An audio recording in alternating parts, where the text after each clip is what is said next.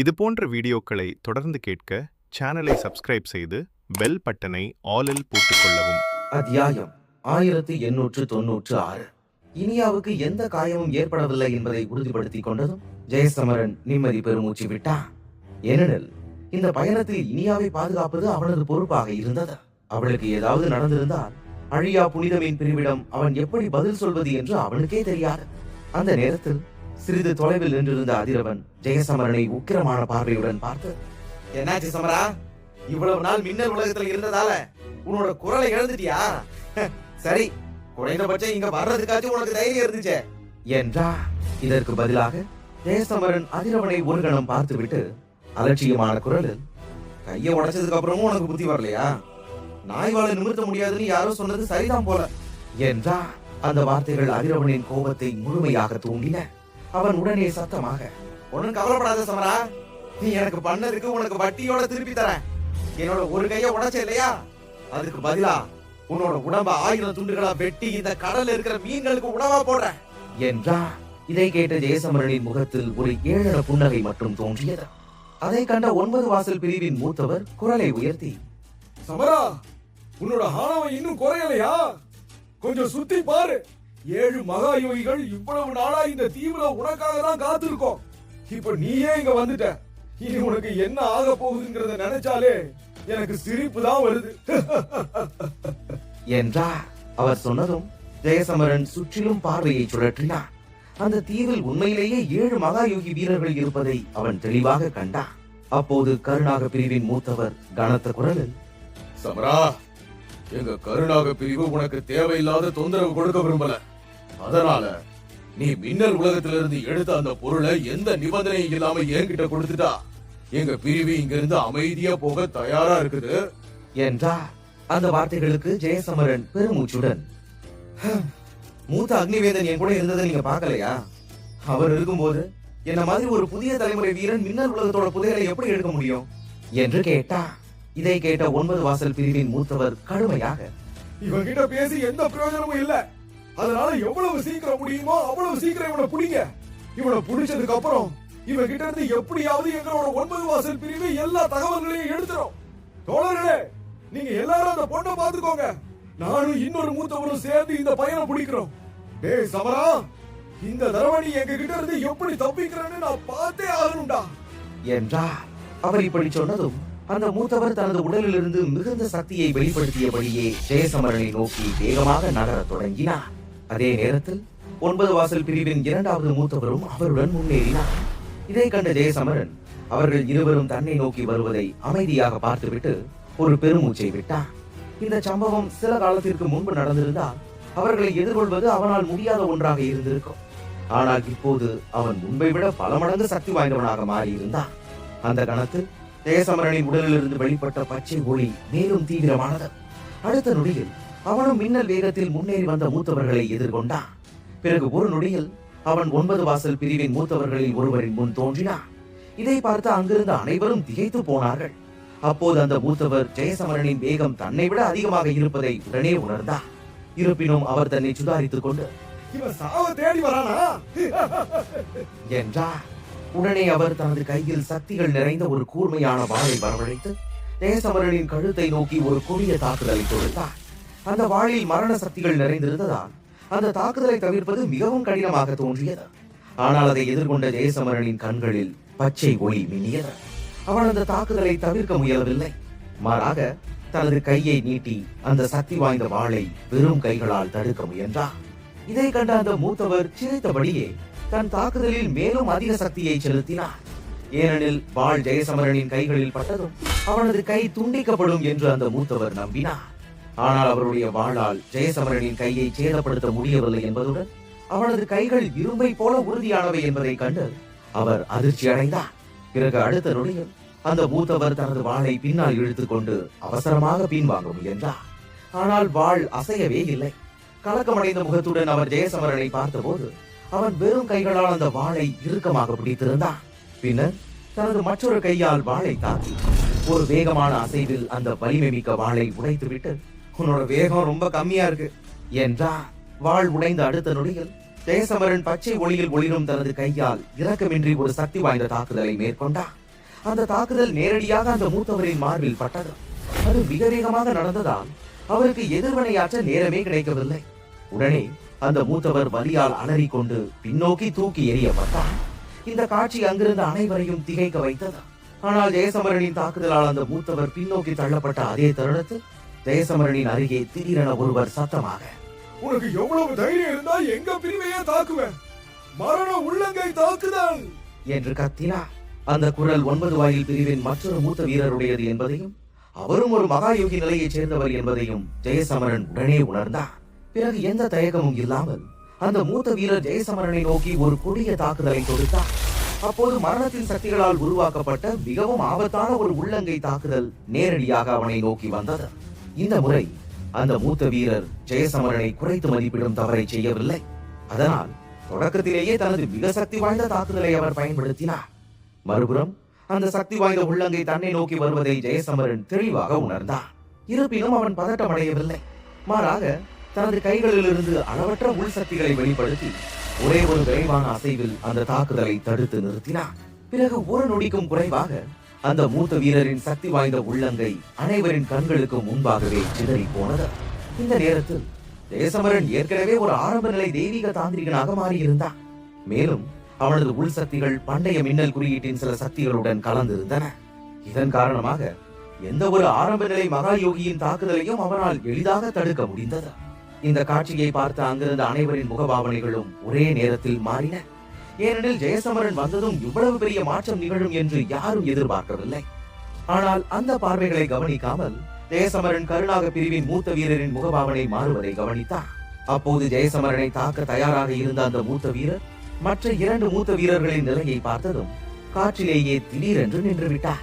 அடுத்த நொடியில் ஜெயசமரன் அதிவேகமாக ஒளிச்சிறையை நோக்கி சென்றார்.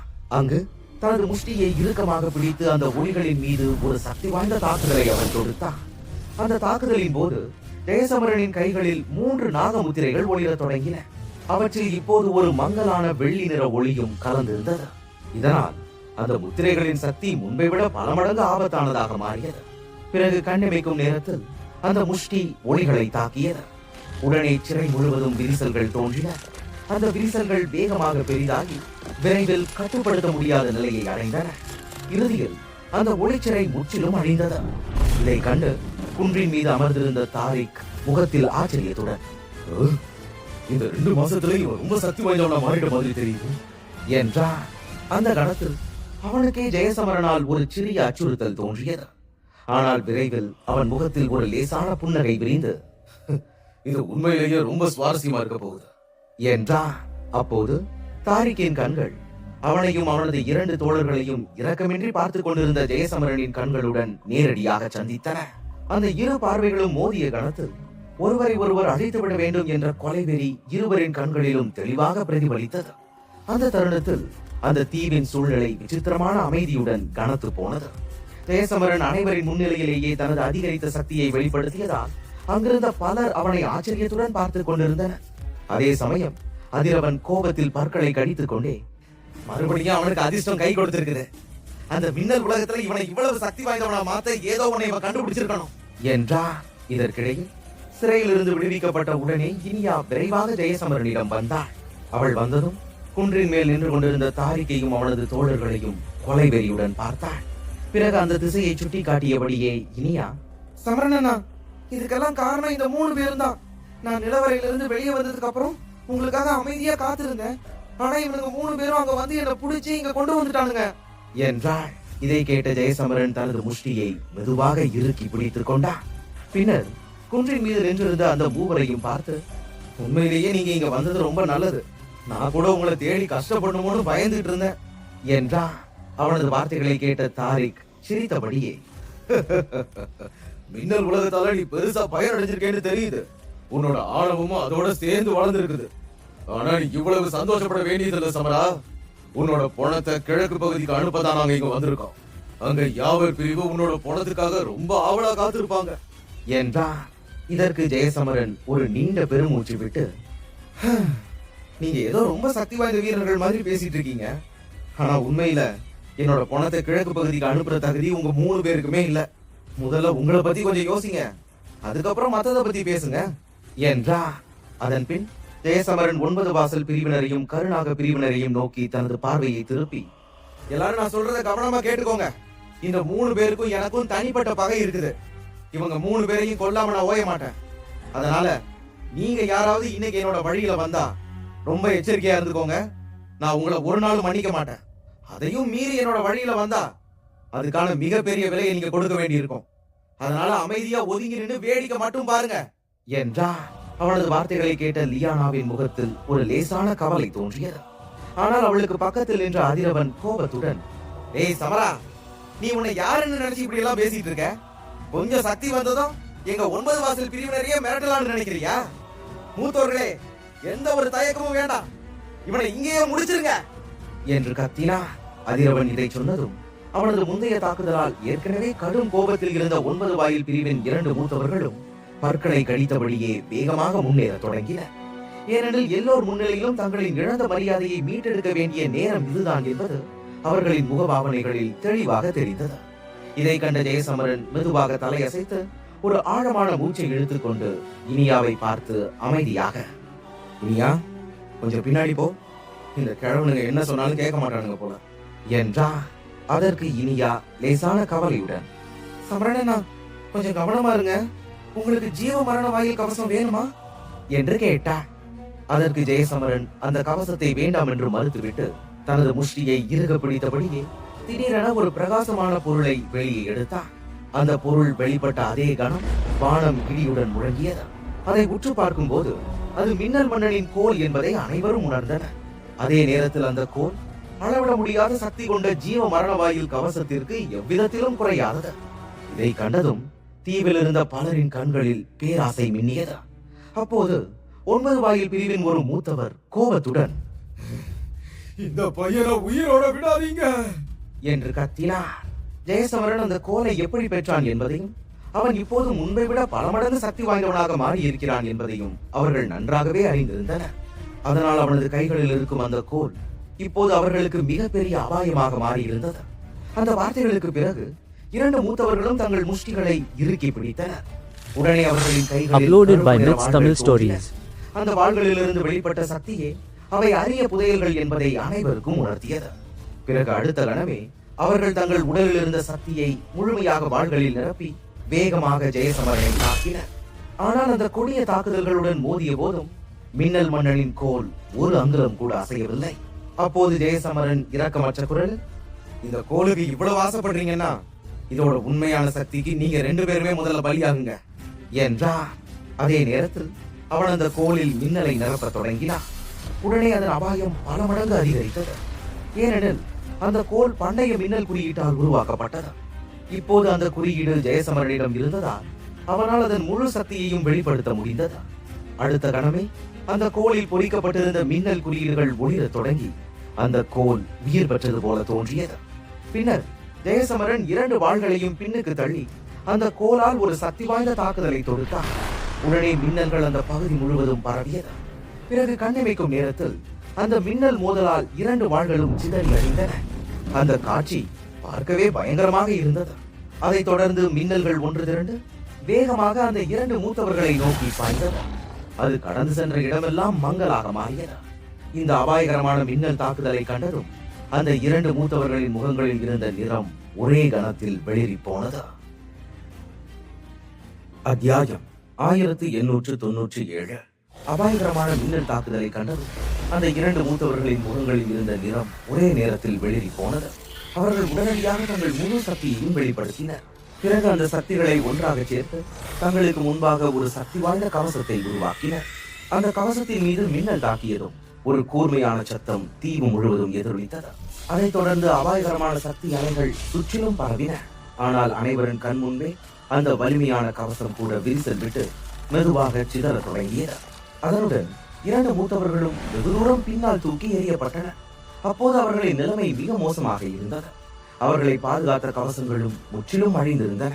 அந்த மின்னல் தடியின் சக்தியை கண்டதும் அங்கிருந்த அனைவரின் முகங்களிலும் இருந்த நிறம் மங்கியது. ஆனால் ஜெயசமரன் இரக்கமின்றி அந்த 2 மூத்தவர்களையும் உற்று பார்த்தான். அவர்களிடமிருந்து வெளிப்பட்ட சக்திகளை உணர்ந்த போது தனது முந்தைய தாக்குதல் அவர்களை கடுமையாக காயப்படுத்தி இருப்பது அவனுக்கு தெளிவாக புரிந்தது. இப்படிப்பட்ட சூழ்நிலையில் அவர்கள் கதையை முடிக்க இதைவிட சிறந்த வாய்ப்பு இருக்க முடியாது. அதனால் இந்த நேரத்தில் அவர்களை விட்டுவிட்டால் தன்னை விட முட்டாள் வேறு யாரும் இருக்க முடியாது என்பது அவனுக்கு தெரிந்தது. அந்த எண்ணத்துடன் அவன் மீண்டும் மின்னல் மன்னனின் தடியை அசைக்க தொடங்கினான். அதிலிருந்து உடனே எண்ணற்ற மின்னல்கள் வெளிவர தொடங்கின.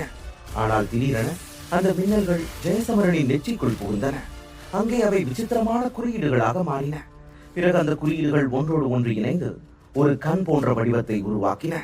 அதிலிருந்து மிகவும் அபாயகரமான மற்றும் பண்டைய சக்திகள் வெளிப்படுவதை உணர முடிந்தது. அந்த மின்னல் கண் உருவான அதே கணம் ஜெயசமரனின் நெற்றியிலிருந்து இடியுடன் மின்னல் முழங்க தொடங்கியது. இதனுடன் 2 சக்தி வாய்ந்த மின்னல் கீற்றுகள் காற்றை கிழித்துக் கொண்டு அந்த 2 மூத்தவர்களை நோக்கி பாய்ந்தன. அந்த கீற்றுகளின் சக்தி முந்தைய அனைத்து மின்னல் தாக்குதல்களையும் விட பல மடங்கு அபாயகரமானதாக இருந்தது. அதை பார்க்கும்போது ஜெயசமரன் தனது அசுர காற்று கண்ணூட்பத்தை இப்போது இன்னும் உயர்ந்த நிலையில் கொண்டு சென்று விட்டான் என்பது தெளிவாக தெரிந்தது. பண்டைய மின்னல் குறியீட்டின் சக்திகளும் அதனுடன் இணைந்த மின்னல் விதைகளின் சக்திகளும் ஒன்றிணைந்த போது அந்த நுட்பம் ஒரு புதியதும் மிகவும் கொடியதுமான வடிவத்தை எடுத்திருந்தது. பிறகு அந்த கணமே அந்த மின்னல் கீற்றுகள் 2 மூத்தவர்களையும் தாக்கின. அதே நேரத்தில் அங்கிருந்த அனைவரின் முன்னாலும் 2 இரத்த புகைகள் எழுந்தன. இந்த பயங்கரமான காட்சியை கண்ட அனைவரும் அதிர்ச்சியில் உடைந்து சுற்றிலும் ஒரு மரண அமைதி நிலவியது. ஏனெனில் வெறும் 2 மாதங்களில் ஜெயசமரன் இவ்வளவு சக்தி வாய்ந்தவனாக மாறி ஆரம்ப நிலை மகாயோகி மூத்தவர்கள் இருவரையும் இவ்வாறு ஒழித்து விடுவான் என்று யாரும் கனவில் கூட நினைத்திருக்க முடியாது. இதை கண்ட அதிரவனின் கண்கள் பிதுங்கின. அவன் வாய் ஆச்சரியத்தில் திறந்தபடியே நின்றது. பிறகு திக்கி திணறிய குரல், இது எப்படி சாத்தியம்? அவங்க 2 பேரும் மகாயோகி நிலையில இருந்த மூத்தவங்க, அவங்க எப்படி இப்படி இறந்தாங்க என்று கேட்டான். ஜெயசமரன் அவர்களை அழித்த வேகம் அனைவரும் எதிர்பார்த்ததை விடவும் பல மடங்கு பயங்கரமாக இருந்தது. இந்த தருணத்தில் 9 வாயில் பிரிவின் ஒவ்வொரு வீரனும் ஜெயசமரனை பயம் நிறைந்த கண்களுடன் பார்த்தான். இப்போது அந்த கண்களில் ஆணவத்தின் சிறு சுவடு கூட இல்லை. பிறகு ஜெயசமரன் ஒரு பெருமூச்சு விட்டு கம்பீரமான குரலில், ஒரு விஷயத்தை மட்டும் நல்லா ஞாபகம் வச்சுக்கோங்க. இந்த உலகத்துல ஒவ்வொரு நோய்க்கும் மருந்து இருக்கலாம், ஆனா வருத்தப்படுறதுக்கு மட்டும் மருந்தே இல்ல. நான் உங்களுக்கு எல்லாம் ஒரு வாய்ப்பு கொடுத்தேன், ஆனாலும் நீங்க யாரும் அதை இன்னும் சரியா புரிஞ்சுக்கல என்றார். அப்போது ஜெயசமரன் அதிரவனையும் அவனது தோழர்களையும் அமைதியாக பார்த்தான். அதே நேரத்தில் மின்னல் மன்னனின் கோலில் மீண்டும் மின்னல்கள் ஒன்று திரள தொடங்கின. அந்த காட்டுமிராண்டித்தனமான சக்திகள் ஒரே தாக்குதலில் பலரை அழிக்க தயாராக இருப்பது போலவே இருந்தது. இதை கண்ட அதிரவன் பயம் நிறைந்த குரலில், சமரா, சமரா, உனக்கு என்ன வேணும்? நீ தான் ஏற்கனவே எல்லா புதையல்களையும் எழுதிட்டியே. இங்க பாரு, நீ என்ன கொல்ல முயற்சி பண்ணா 9 வாயில் பிரிவு உன்னை ஒரு நாளும் நிம்மதியா தூங்க விடாது என்றார். அப்போது பயத்தின் பிடியில் சிக்கி நனைந்த பூனை போல நடுங்கிய அதிரவனை ஜெயசமரன் கவனித்தான். பின்னர் முகம் வெளிரி போயிருந்த அவனை பார்த்து, டேய் முட்டாள் அதிரவா, நம்ம பகை இவ்வளவு தூரத்துக்கு வந்ததுக்கு அப்புறமும் உன்னோட இந்த மிரட்டல்கள் என்ன பாதிக்கும்னு நீ இன்னும் நினைக்கிறியா என்று கேட்டான். அந்த வார்த்தைகளுடன் ஜெயசமரனின் முகத்தில் ஒரு புன்னகை தோன்றியது. ஆனால் அடுத்த கணமே அவன் கண்களில் ஒரு கொலைவெறி மின்னியது. பிறகு உடனே ஜெயசமரன் அங்கிருந்த அனைவரின் பார்வையிலிருந்தும் மறைந்து போனான். அவன் மறைந்ததை பார்த்த 9 வாயில் பிரிவின் வீரர்கள் பீதியடைந்து தங்களை தற்காத்துக் கொள்ள தயாரானார்கள். ஆனால் அடுத்த கணமே வானில் ஆயிரக்கணக்கான அடி நீளமுள்ள ஒரு பிரம்மாண்டமான மின்னல் தோன்றி எந்த இரக்கமும் இன்றி அவர்களை நேரடியாக தாக்கியது. அதை பார்த்த அனைத்து வீரர்களும் தங்கள் சக்திகளை ஒன்றிணைத்து ஒரு வலிமையான கவசத்தை உருவாக்க முயன்றனர். ஆனால் அந்த கவசம் அந்த கோளிலிருந்து வந்த மின்னலின் அழுத்தத்தில் சிதற தொடங்கியது. அதைத் தொடர்ந்து பல வீரர்கள் ரத்தம் கக்கியபடியே பின்வாங்கினர். இதை கண்ட அதிரவனின் முகம் இன்னும் வெளிரியது. மரணம் நெருங்குவதை உணர்ந்த அவன், சமரா, இதையெல்லாம் பார்த்து நான் உனக்கு பயப்படுவேன்னு நினைக்கிறியா என்றான். இதை கேட்ட உடனே அவன் தனது கைகளால் முத்திரைகளை உருவாக்கி 9 வாயில் அரக்கை ஈட்டி என்று கத்தினான். உடனே அவன் ஒரு ஈட்டியை வெளியே எடுத்தான். பிறகு சில நொடிகளில் அது ஆயிரக்கணக்கான அடி உயரத்திற்கு வளர்ந்தது. அப்போது அந்த ஈட்டியிலிருந்து மிக ஆபத்தான அரக்க சக்திகள் வெளிப்பட்டன. அதைத் தொடர்ந்து அதிரவன் மின்னலை நோக்கி வேகமாக முன்னேறினான். ஆனால் மின்னலுக்குள் இருந்த ஜெயசமரன் சிரித்துக் கொண்டே, உண்மையை சொல்லணும்னா என் முன்னாடி நீ ஒரு பலவீனமான பயனற்ற வீரன் தான் அதிரவா என்றான். அந்த குரல் ஒலித்த அதே கணத்தில் அந்த பிரம்மாண்டமான மின்னல் முன்னேறி அனைவரின் கண் முன்னாலேயே அதிரவனின் ஈட்டியை தாக்கி அந்த மோதலால் எழுந்த மின்னலின் சத்தம் வெகு தூரம் வரை எதிரொலித்தது. அதைத் தொடர்ந்து அதிரவனின் சக்தி வாய்ந்த ஆயுதம் நொடி பொழுதில் சிதறி அழிந்தது. அதே நேரத்தில் அந்த மின்னல் வேகத்தை இழக்காமல் முன்னேறி அனைவரின் முன்னாலும் அதிரவனின் தலையை இரக்கமின்றி நேரடியாக தாக்கியது. அதனால் ஆயிரக்கணக்கான அடி உயரத்திலிருந்து வீசப்பட்ட தர்பூசணி போல அவனது தலை வெடித்து எண்ணற்ற துண்டுகளாக சிதறியது. அந்த நேரத்தில் அந்த இடத்தை சுற்றிலும் ரத்தம் மட்டுமே தெரிந்தது. அவன் இறந்த உடனே அதிரவனின் உடலிலிருந்து ஒரு பொன்னிற ஒளி வெளிப்பட்டது. பிறகு அது தனது முழு பலத்துடன் அந்த தீவிலிருந்து தப்பிக்க முயன்றது. ஆனால் அங்கிருந்து செல்லும் முன்பு அவனது ஆன்மா மெல்லிய குரலில், இதை ஞாபகம் வச்சுக்கோ சமரா, நான் மறுபடியும் திரும்பி வருவேன். அப்ப என்னோட பிரிவு உன்னை ஊரு தெரியாம அழிக்கும் என்று கத்தியது. ஆனால் ஜெயசமரன் தலையை அசைத்து ஒரு நொடியில் தனது கையை உயர்த்தினார். அப்போது அவனிடமிருந்து ஏராளமான உள் சக்திகள் வெளிப்பட்டு முன்னேறின. பிறகு அவை ஒன்றாக சேர்ந்து ஒரு பெரிய கையாக மாறி அந்த பொன்னிற ஒளியை பிடித்தன. உடனே அதிரவனின் வேதனை குரல் அந்த இடம் முழுவதும் ஒலித்தது. ஆனால் அந்த பெரிய கையின் அழுத்தத்தில் அவனது ஆன்மா ஒரு எறும்பை போல நொடியில் நசுக்கப்பட்டது.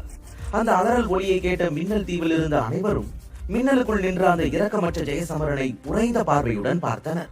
அதே நேரத்தில் கருணாக பிரிவின் மூத்தவர்கள் லியானாவிடம் வந்து சேர்ந்தனர்.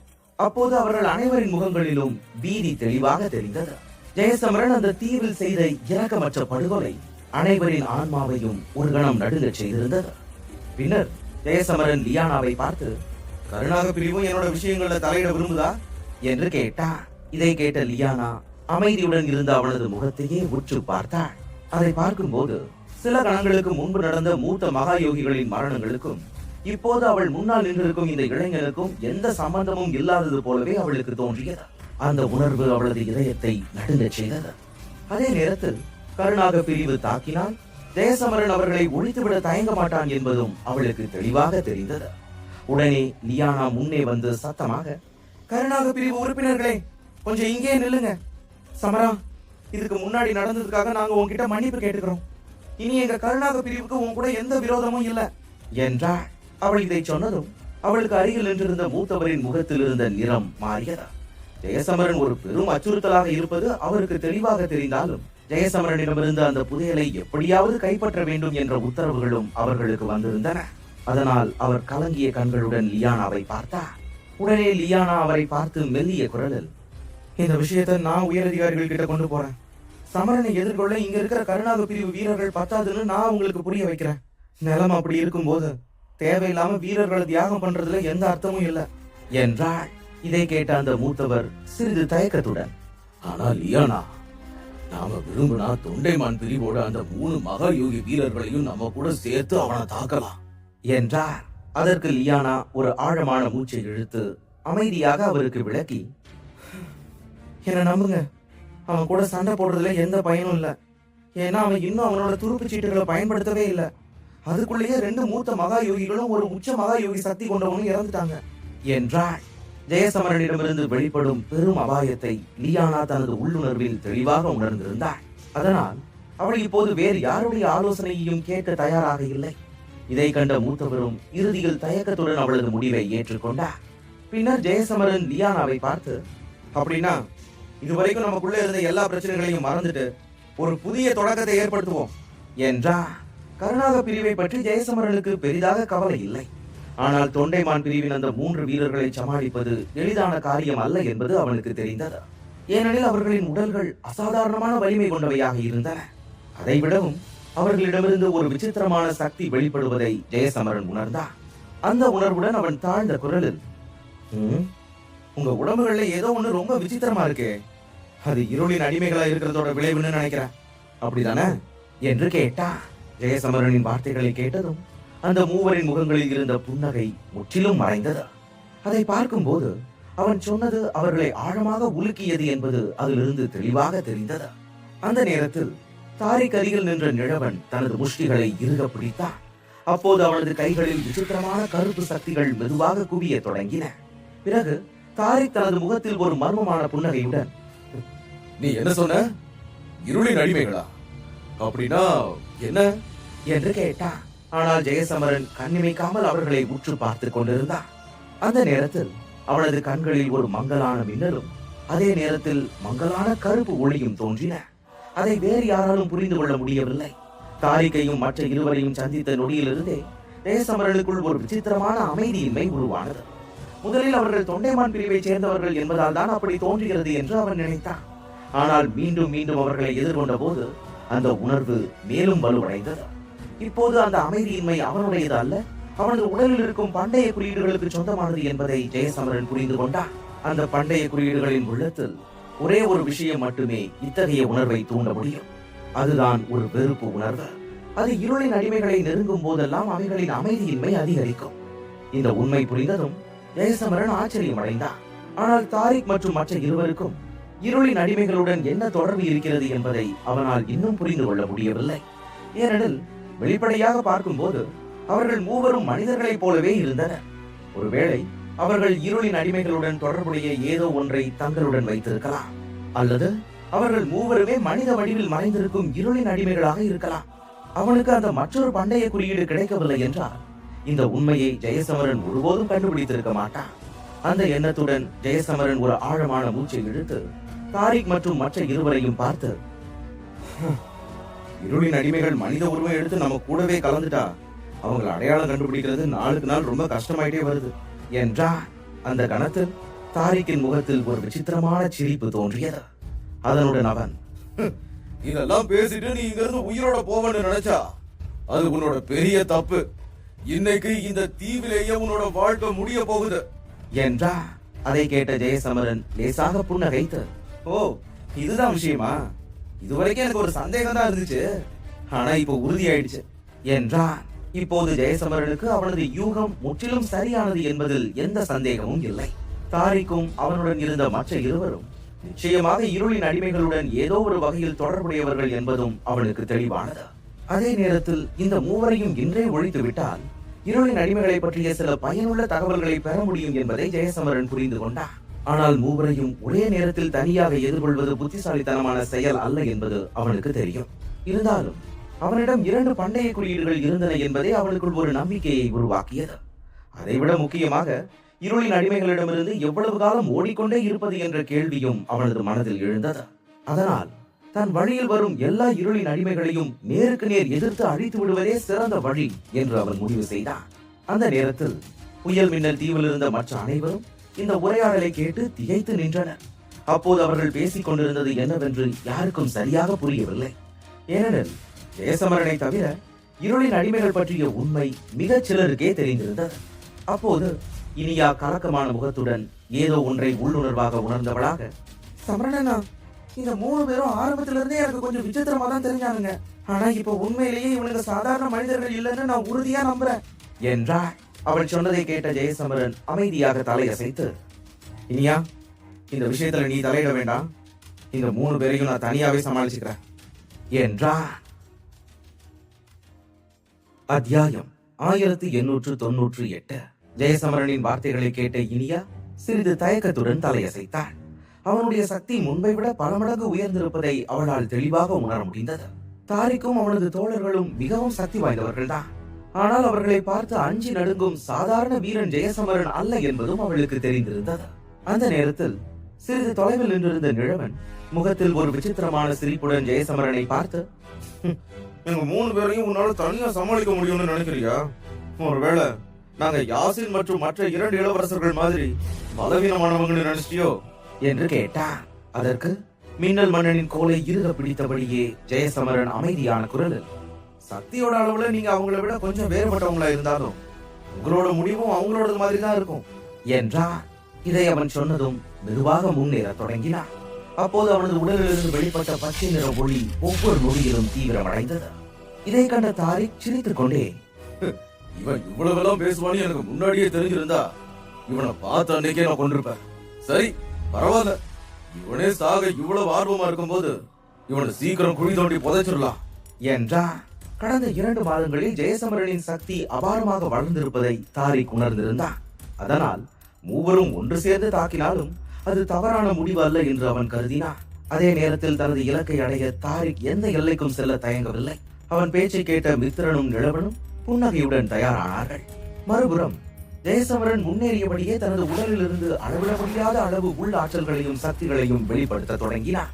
ஏனெனில் தாரிக் மற்றும் அவனது தோழர்களை எதிர்கொள்வது 9 வாயில் பிரிவின் மூத்தவர்களை எதிர்கொள்வதை விட பல மடங்கு கடினம் என்பது அவனுக்கு தெரியும். மேலும் அந்த மூவரின் உடல்களில் எவ்வளவு ஆழமாக இருளின் அடிமைகளின் சக்தி மறைந்திருக்கிறது என்பதும் அவனுக்கு தெளிவாக தெரியவில்லை. இந்த எண்ணங்களோடு அவன் முழுமையாக சக்தியால் சூழப்பட்டிருந்த போது திடீரென தாரிக்கும் மற்ற இருவரும் மலையிலிருந்து மறைந்து விட்டதை அவன் கவனித்தான். இந்த விசித்திரமான காட்சியை கண்ட பிறகும் ஜெயசமரனின் முகத்தில் பதட்டம் தோன்றவில்லை. மாறாக அவன் கண்களை மூடிக்கொண்டு தனது சுற்றுப்புறம் முழுவதும் அளவற்ற உள்சக்திகளை பரப்பினான்.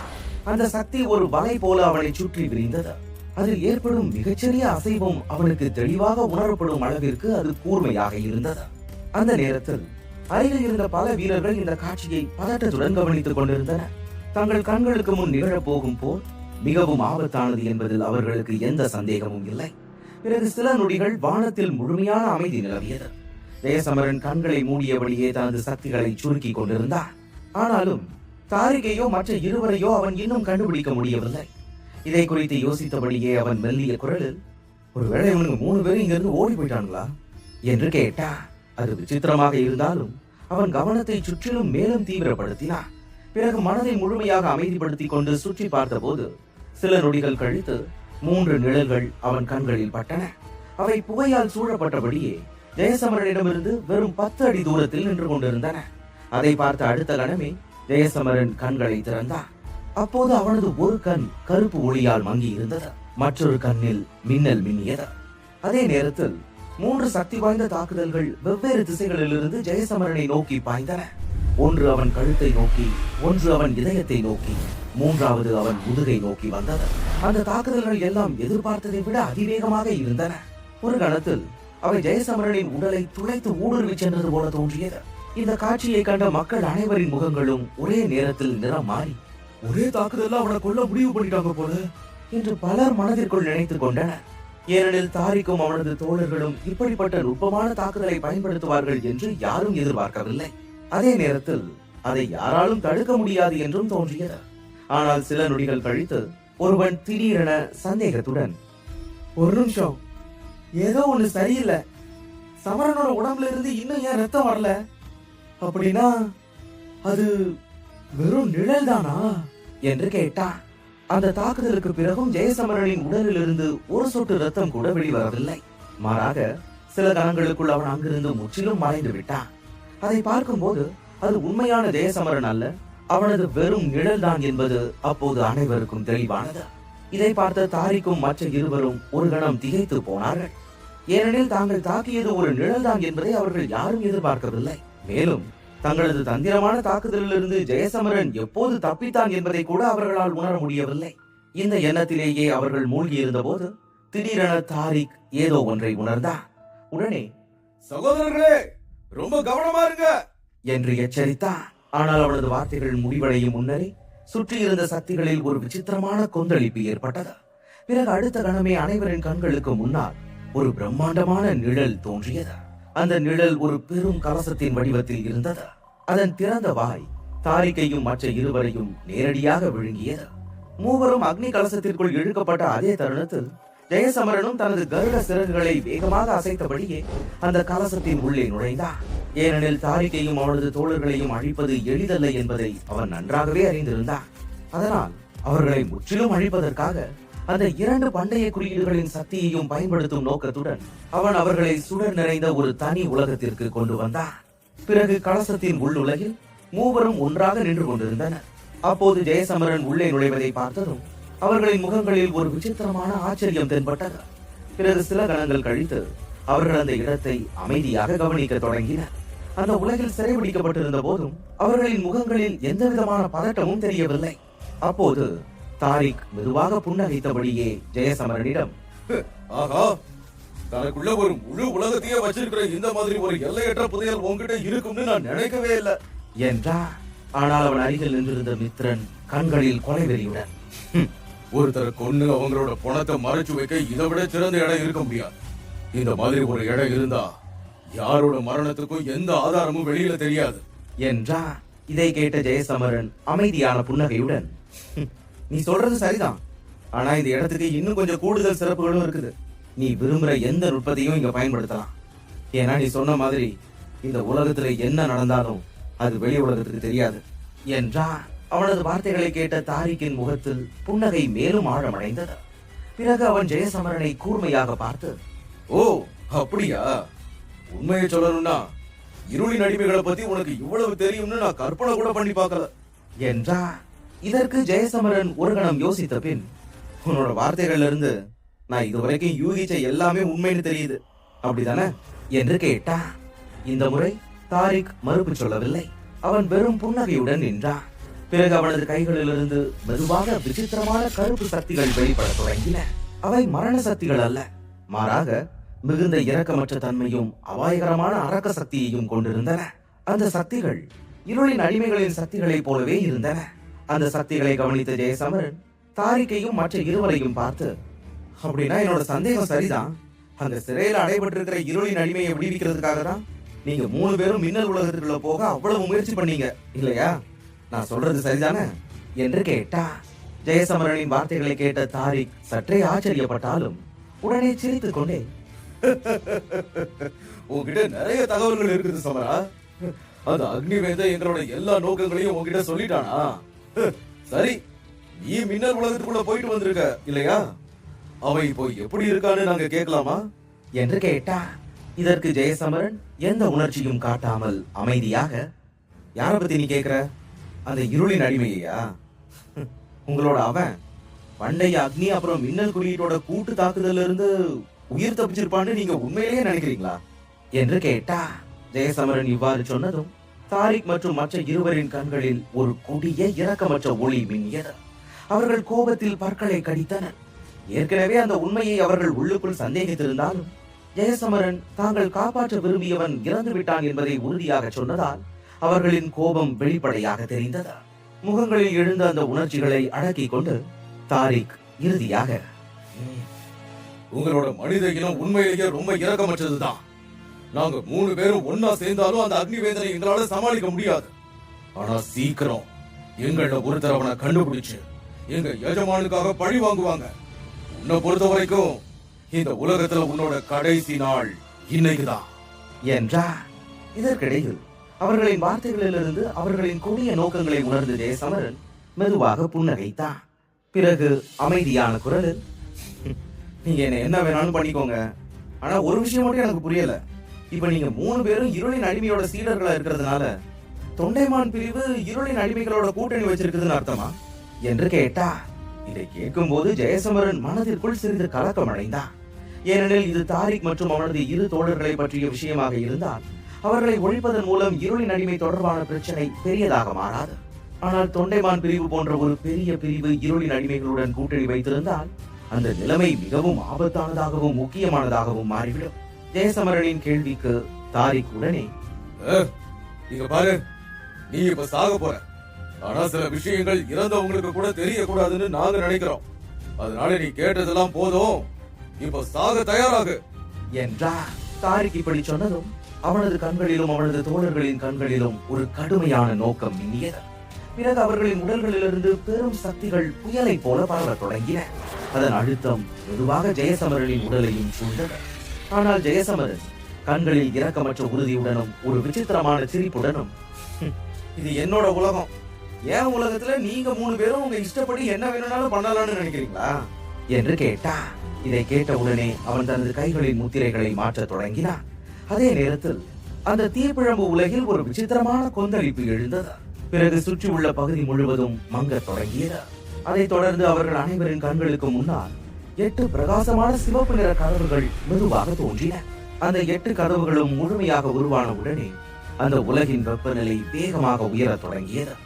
அங்கிருந்த வெப்பம் மிகுந்த அளவிற்கு அதிகரித்ததால் அது சுற்றி உள்ள சக்திகளையே uploaded by Myths Tamil Stories. ஜெயசமரனை நோக்கி வந்த அந்த வெப்ப சக்திகள் சிறிது தூரம் வந்த பிறகு வெள்ளை புகையாக மாறின. தங்களை சுற்றி நடந்த இந்த மாற்றத்தை கண்ட தாரிக் முகத்தில் லேசான கவலையுடன், சகோதரர்களே, இந்த பையனை முடிக்க நம்மளோட முழு சக்தியையும் பயன்படுத்தணும் போல என்றார். ஏனெனில் அந்த 8 சிவப்பு நிற கதவுகளை பார்த்தபோது அவனுக்குள் ஒரு அபாய உணர்வு மெதுவாக உருவானது. பிறகு அடுத்த கணமே அவர்கள் மூவரும் தங்களை புகையாக மாற்றிக்கொள்ள தொடங்கினர்.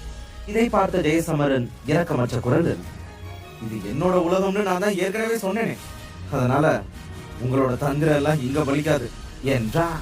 இதை சொல்லிவிட்டு அவனது மூவரையும் கவனமாக கண்காணித்துக் கொண்டிருந்தான். இப்போது அவனது கண்களில் ஒரு கொடிய ஒளி மின்னத் தொடங்கியது. பின்னர் அவன் தனது கையை மெதுவாக அசைத்ததும் உடனே அந்த 8 கதவுகளிலிருந்தும் அபாயகரமான சிவப்பு ஒளிகள் வெளிப்பட தொடங்கின. அந்த ஒளிகள் ஜெயசமரனின் முன்னால் ஒன்று சேர்ந்து திரளத் தொடங்கின.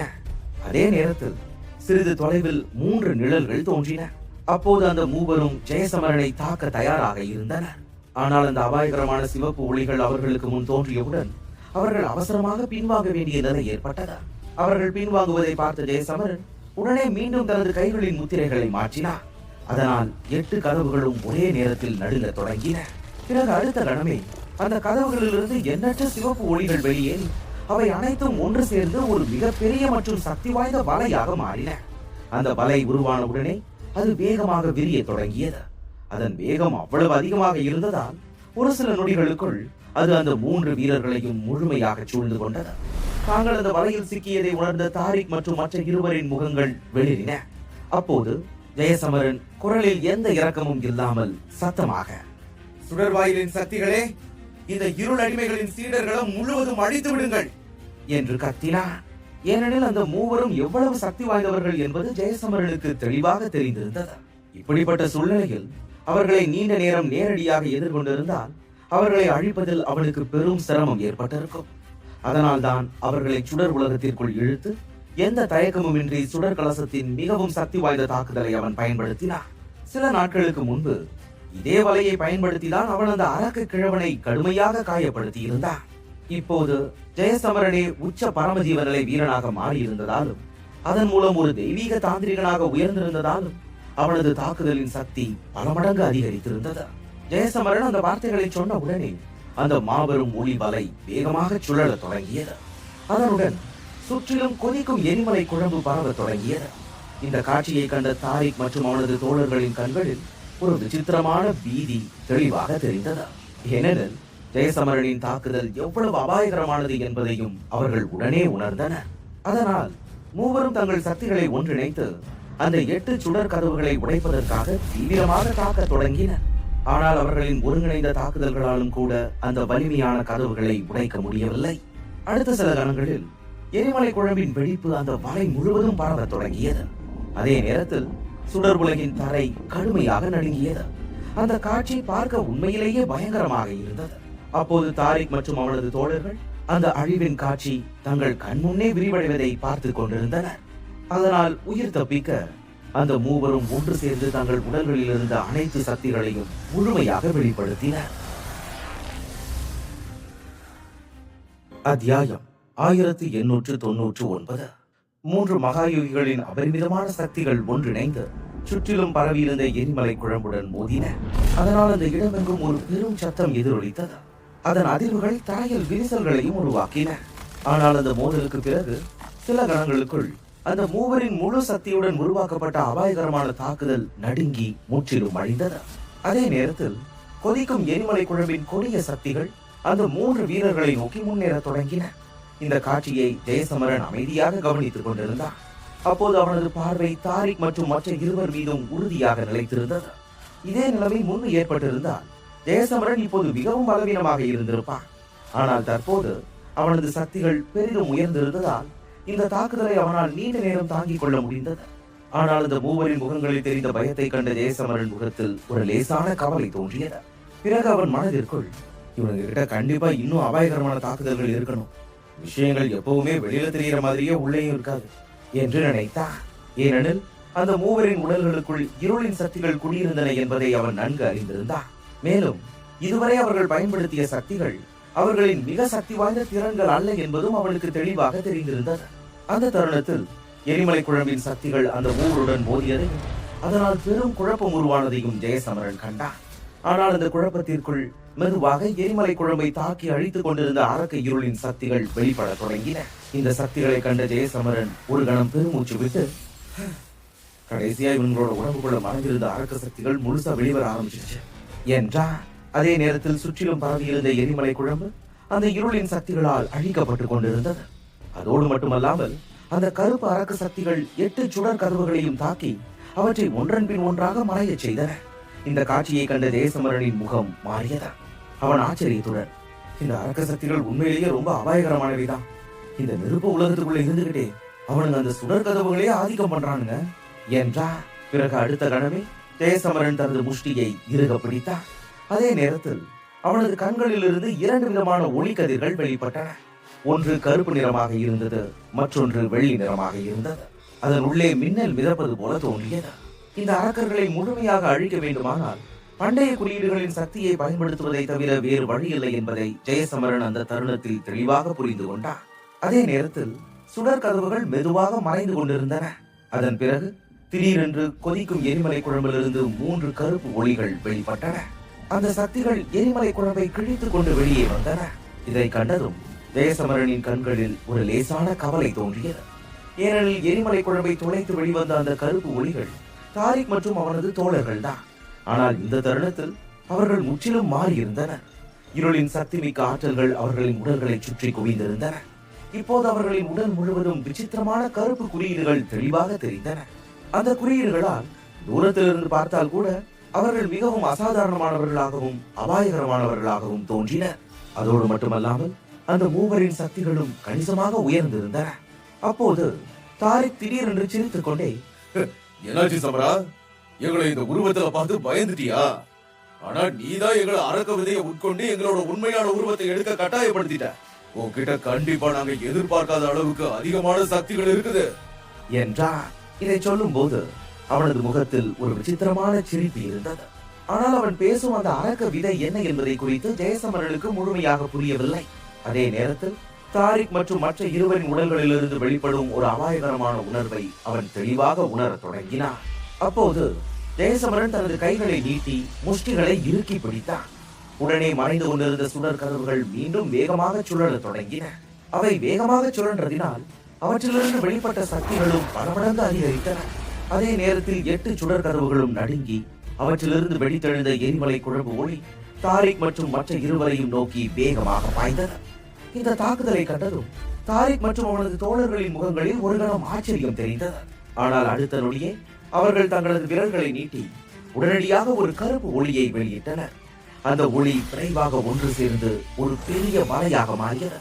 அந்த மலையுடன் மூடியதும் ஜெயசமரனின் தாக்குதல்கள் முற்றிலும் நின்று போனது. அதைத் தொடர்ந்து இந்த மோதலிலிருந்து வெள்ளை புகை பரவத் தொடங்கியது. சக்தி வாய்ந்த எரிமலை குழம்பு ஒளிகளால் கூட அந்த கருப்பு வலையை உடைக்க முடியவில்லை என்பதை பார்த்த ஜெயசமரனின் முகத்தில் ஆச்சரியம் தெளிவாக தெரிந்தது. அப்போது நிலவன் ஜெயசமரனை நோக்கி ஒரு கொடூரமான புன்னகையுடன், இப்ப எங்களோட மிகப்பெரிய ரகசியத்தை வெளிப்படுத்தும்படி நீ எங்களை கட்டாயப்படுத்திட்ட. இதுக்கப்புறம் உன்னை உயிரோட விடுவோம்னு நீ எப்படி நினைக்கிற என்று கேட்டான். அவனது புன்னகை மிகவும் விசித்திரமாகவும் பயங்கரமாகவும் இருந்தது. பிறகு அடுத்த கணமே அவன் முன்னோக்கி நகர்ந்து எரிமலை குழம்பு ஒளியை தாண்டி மின்னல் வேகத்தில் ஜெயசமரனை அணுகினான். அவன் அருகில் வந்ததும் நேரடியாக ஜெயசமரனின் கழுத்தை நோக்கி ஒரு சக்தி வாய்ந்த தாக்குதலை தொடுத்தான். அந்த தருணத்தில் நிலவனின் கைகள் முன்பை விட பல மடங்கு பெரியதாக மாறி இருப்பதை ஜெயசமரன் உணர்ந்தான். அவனது விரல்கள் 5 கத்திகளாக மாறியிருந்தன. அவற்றின் மீது கருப்பு ஒளி அடர்த்தியாக குவிந்திருந்தது. அந்த ஒளி மிகவும் சக்தி வாய்ந்ததாக இருந்ததால் சுற்றியுள்ள இடமே மங்கலாக தோன்றியது. நிலவனின் அபாயகரமான தாக்குதலை எதிர்கொண்ட ஜெயசமரன் உடனடியாக மின்னல் மன்னனின் கோலை முன்னால் கொண்டு வந்து அந்த கத்தி போன்ற விரல்களை தடுத்து நிறுத்தினான். இரண்டின் மோதலிலிருந்து ஒரு ஆழமான சத்தம் எழுந்தது. அதே நேரத்தில் மின்னல் எல்லா திசைகளிலும் பாய்ந்து பரவத் தொடங்கியது. அந்த மின்னல் ஜெயசமரனை நிலவனின் அரக்க சக்திகளிலிருந்து பாதுகாத்து வந்தது. ஆனால் அதே நேரத்தில் ஜெயசமரனின் கண்களில் ஒரு விசித்திரமான கவலையும் தோன்றியது.